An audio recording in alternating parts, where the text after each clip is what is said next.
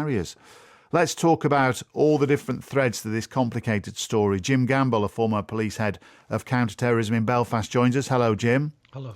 Anthony Simpson's with me, a former chief inspector with Greater Manchester Police who was involved in counter-terrorism security. Hello, Anthony. Hello, good evening. And we'll be joined very shortly by Zubeda Limbada. She's here now. Hello, Zubeda. Hi.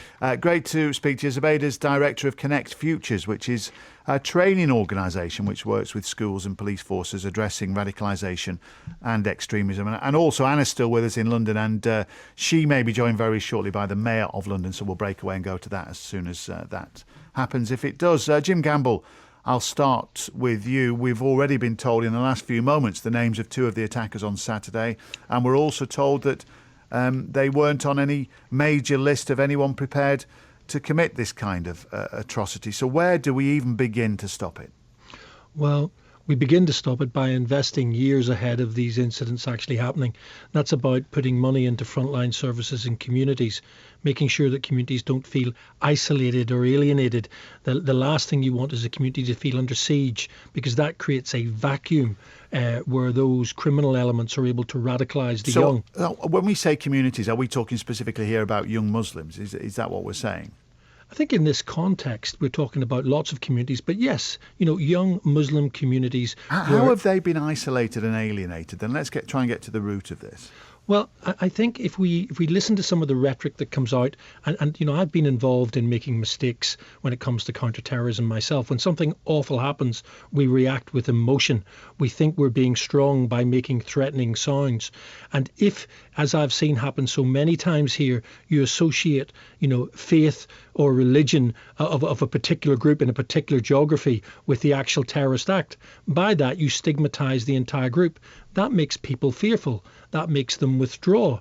It doesn't make them responsible. It's individuals within those communities. So I see lots of parallels about learning the lesson. And the greatest weapon that we have, if weapon is the right word, in England, Scotland and Wales, is that we police by consent.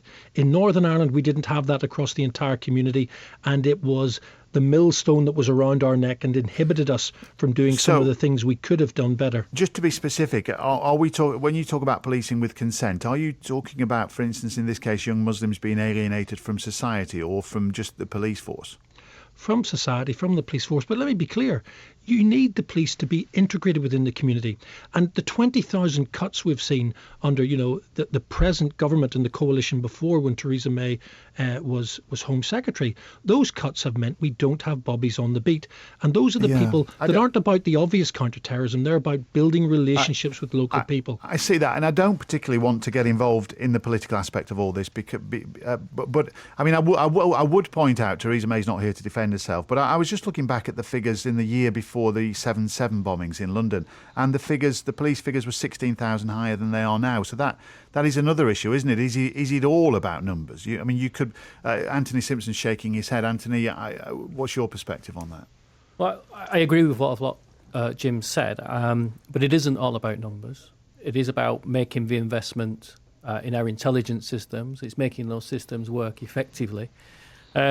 It is about also making sure that you can get community intelligence coming through. And that's not all just about counter-terrorism officers. Is it about officers on the beat, being embedded in the community, getting to know things and passing that through? Because it's not everybody who rings up the anti-terrorist hotline. It's passing it through to the local PCSO, it's passing it through to the local beat officer, and that will work its way through the system. And the investment that needs to be made, regardless of what happens with police numbers, is making sure that system's capable of handling that intelligence, processing it and turning it into the results at the end. OK, I mean, I'll bring in Zubeda now, because in a moment, I guess we'll have to talk about short-term measures as well, but this is a very long-term strategy, isn't it? Zubeda, hello to you. Welcome to the programme. Hi. I know you've worked with young people, with teachers about radicalisation. I think you've even interviewed former extremists. So what's your perspective on a long-term solution to this? I think Jim and Anthony have alluded to aspects of what we do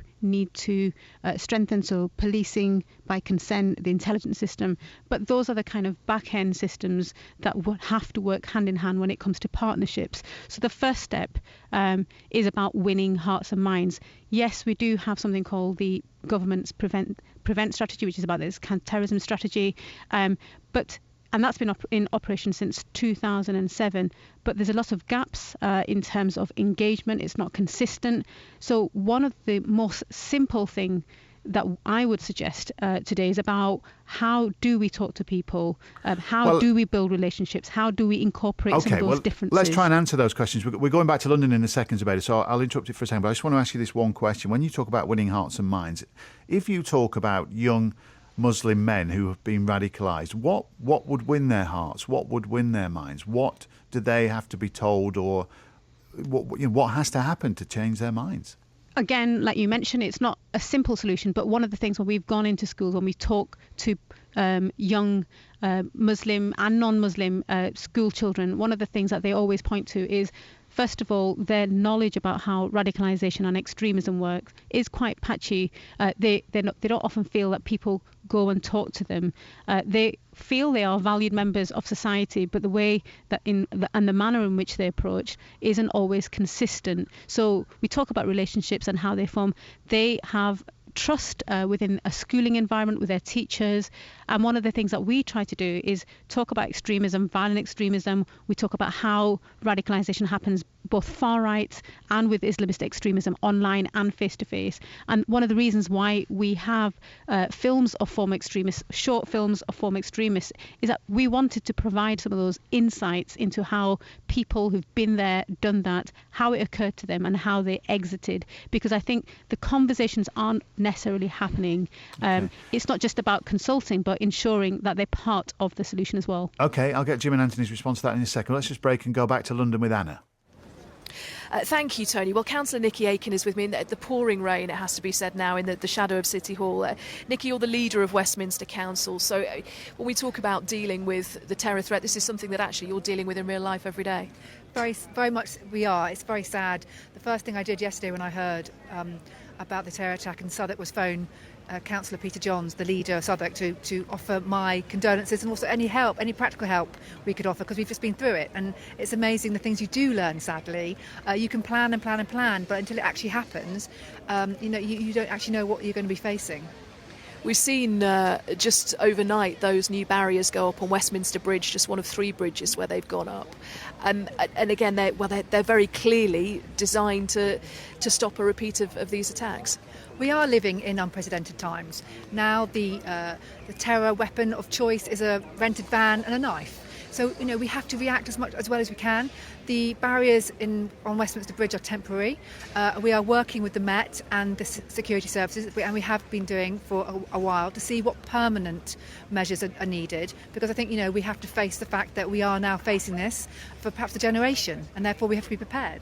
There's been a lot of discussion about resources today and whether or not there are enough resources in place to keep people safe. I mean, from what you see and what you have access to, what are your thoughts on that? I think we just have to think about what actually the threat we actually face now.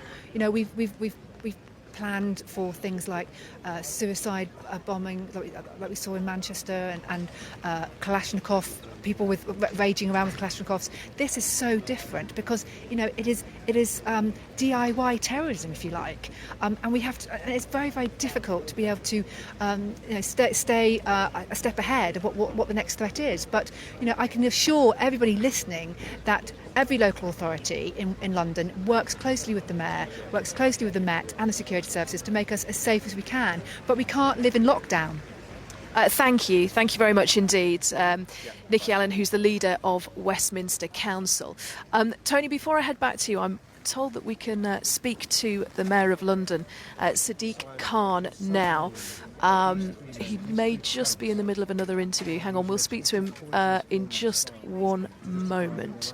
I tell you what, Tony, come back to me in just a sec and we'll do that interview. OK, all right, Anna, thank you. With me, Jim Gamble, former police head of counter-terrorism in Belfast, Anthony Simpson, a former Chief Inspector with Greater Manchester Police, and as we were hearing a moment ago from Zubeda Limbada, who works with youngsters and tries to talk about issues surrounding radicalisation. Jim Gamble, I was at the vigil after Westminster. I was at the vigil after the Manchester attack, and Anna's there today. It does seem at the moment that it's never ending. You've been in a position like that when a struggle seems intractable, and then it suddenly does end. I mean, can you see a way out of this? Yes, of course. I mean, look, my heart goes out to all of those families and relatives that have been impacted by this, and I've carried too many coffins of colleagues myself. The fact of the matter is, I agree with what's been said by each of the other commentators. This is actually about three things. Don't make it worse by the things you say. Target harden where you can to make those environments that are susceptible to attack safer, but actually change the community context, and that needs investment. I've seen it time and time again. If we talk about this as if the community are disassociated from it and the community Jim, are part of the problem, we won't have success. Sorry, I'm going to give you a chance to finish that thought in a few moments, but as promised, we have the Mayor of London with Anna, so we'll just go to London right now. Thank you, Tony. Sadiq Khan, the Mayor of London, I know you're a man in demand at the moment. That speech that you made was clearly deeply personal. Look, I'm angry. I'm furious. Look, I'm a Londoner. These terrorists tried to kill the maximum number of people, injure the maximum number of people, and they justify their actions using a twisted, perverse, poisonous ideology that has nothing to do with the faith that I belong to. And I'm not having it. It's the month of Ramadan. We're fasting, I'm fasting. We're praying, we're giving to charity. And for these three terrorists to try and justify their horrific actions using the faith of Islam is not on. And we condemn unequivocally their terrorist acts, but also the justification they use. But you know what? We've seen tonight the very best of London, the very best of our city. Londoners of all backgrounds and all faiths and all ages coming together to say that we think and we remember those who've lost their lives. Our hearts are with the families of those who've lost their lives and those who are injured. But we're not going to allow anybody to fuel division or to cause division in our city. What are you going to do next? Because so many people have turned out here and they all want to feel safe on the streets of London. So what are you planning to do? Well, my priority is making sure I work with the police and the emergency services and the government and others to keep us safe. That's the number one priority I have as the Mayor of London. Do you have everything you need to do that? Well, look, there's a different discussion to be had about resources and stuff, and I'm well aware, as somebody who's been lobbying for over a year now for the Met Police Service to get much more resources than we currently have. And that's a discussion I'm sure we'll have between now and Thursday, but also thereafter as well. I appreciate you don't want to get into a roar of words, but I need to ask you as a final thought, the comments that the US President Donald Trump has made in the last couple of days escalated today. What do you think when you see that? Well, look, since Saturday night, my focus has been on working with the police, the emergency services and the government to deal with the horrific incident on Saturday night. I simply never got time to deal with tweets from Donald Trump. Sadiq Khan, Mayor of London, thank you very much indeed. Tony, back to you. Thank you, Anna. 5 to 7. Sorry, let's get the final thoughts from our guest, Jim Gamble. Sorry, Jim, I interrupted you there, but just finish that thought you were saying. Just recap on what you were saying. What I want to go back to is, look, I was a gold commander in London for 7/7. It's not good enough to say it's not about the numbers. It's not just about the numbers, but you can't lose 20,000 police officers and then have a conversation about integrating and engaging with the community at that grassroots level where it's normal to be talking to police officers when you simply can't because did those that used to numbers happen, aren't there. Jim? Did that used to happen when we had to? So you're saying that the Muslim community were more willing to talk to officers because they saw more of them. That is a point. I believe 7/7 took us largely by surprise. The key issue for me is since then we should have been learning. We're told that the budget has been protected, the counter-terrorism budget. The budget should have been increased. But I did mention there were increased. 16,000 extra officers before 7/7. Before 7/7, but we were no taken indication by that surprise. Yes, but my point was that even with higher numbers, we're still taken by surprise. And I think the communities from within which these individuals hid were taken by surprise. But the fact of the matter is, when you know you're fighting a terrorist campaign of this sort, you invest in it. You don't maintain funding in one area and cut funding in another. Right. Well, Zubeda, it's simply not sophisticated. Zubeda's here with us, and Zubeda, the Metropolitan Commander, Mac Chishti, was speaking earlier today. I don't know if you saw that. He gave a press conference, and he appealed directly to Muslim communities, and he said they need to root out the scourge of terrorism. So just as Jim says there, he feels that maybe more officers are needed. Do you feel more action is needed from communities themselves? I think action has it's embedded, it's been there for a long time. I'm not saying it's perfect, but at the same time, when we do work with communities, it's really important that we emphasize the message that it's about all our communities and not just focusing on an element of the community and saying that they have to take responsibility. If we want to challenge the ideology and the messaging of groups such as IS, which is about fear and division, then we've got to make sure that we don't isolate certain communities and say that you are answerable for the solutions. I think what I mentioned earlier about building trust takes a long time to build. It cannot be start kind of relationship. But what's happened in the intervening years since 7/7, for example? That's 12 years now.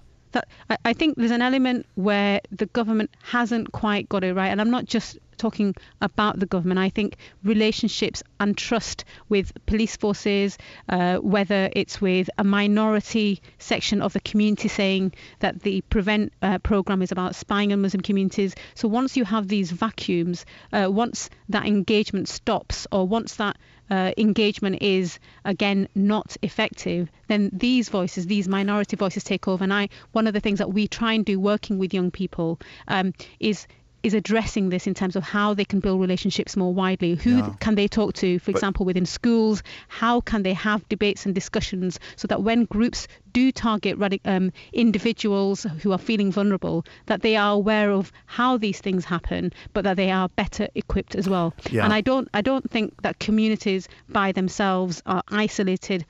Certainly they feel stigmatized, but not isolated.